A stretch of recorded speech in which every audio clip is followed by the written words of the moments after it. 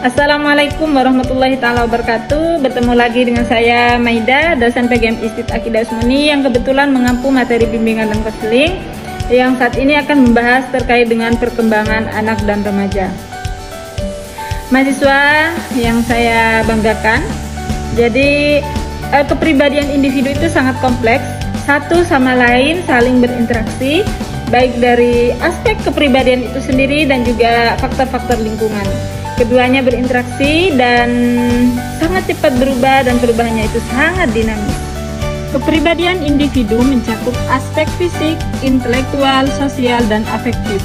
Aspek fisik meliputi tinggi, berat badan, panca indera, postur tubuh, kekuatan, ketahanan, dan keterampilan fisik, hormon, dan lain-lain.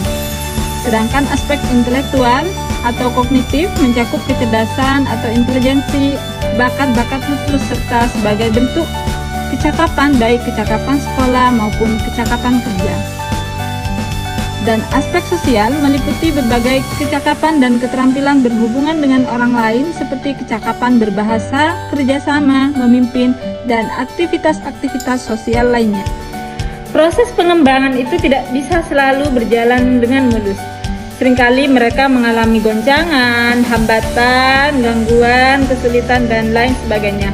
Apalagi perkembangan individu ini, perkembangan anak dan remaja ini sudah dimulai dari masa-masa sulit seperti masa degil, masa avanturir, dan masa pubertas. Tetapi untuk menstimulus sebagai orang tua, sebagai pendamping, sebagai pendidik, lebih khususnya juga kepada orang tua, kita bisa melakukan stimulus di masa golden age atau disebut dengan masa keemasan, yakni dari usia 0 sampai 5 tahun, untuk memberikan stimulus terbaik kepada anak-anak kita agar perkembangan kepribadian selanjutnya sangat bisa kita harapkan. Masa degil terjadi pada usia 5 sampai 6 tahun. Pada masa ini anak memperlihatkan perilaku keras kepala, suka diperintah, tidak patuh, suka menentang, berkata kasar, dan lain-lain. Beberapa contoh dari perilaku pada masa degil: suka disuruh mandi, suka disuruh ganti baju, suka disuruh makan, gosok gigi, kalau ada keinginan tidak bisa ditolak, suka mengganggu adiknya atau kakaknya. Masa avanturer, masa 11 sampai 12 tahun, anak sering berkelana bersama teman-temannya, jalan-jalan, piknik, kemah, kadang-kadang juga disertai dengan kegiatan-kegiatan yang cenderung bersifat bolang. Masa pubertas berada pada usia 12 sampai dengan 17 tahun, tetapi puncaknya terjadi pada 15 tahun sampai dengan usia 17 tahun. Masa ini juga disebut masa stam endrang, masa topan, dan gejolak. Emosi remaja sangat labil, mudah sekali berubah, kadang-kadang tertawa terbahak-bahak tetapi kemudian murung dan bersedih.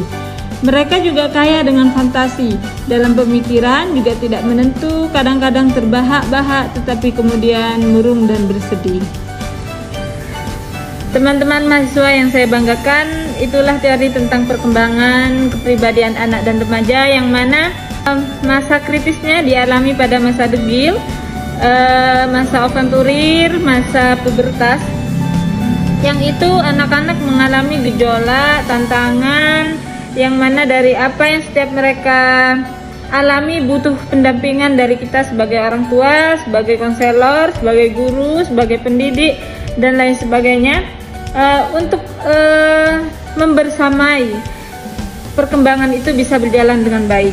Namun bagi orang tua, kita bisa mulai perkembangan itu berjalan dengan baik dengan cara memberikan stimulus pada usia golden age atau disebut dengan masa keemasan, yaitu dari usia 1 sampai 5 tahun. Demikian, jangan lupa tugasnya. Akhir kalam, assalamualaikum warahmatullahi taala wabarakatuh.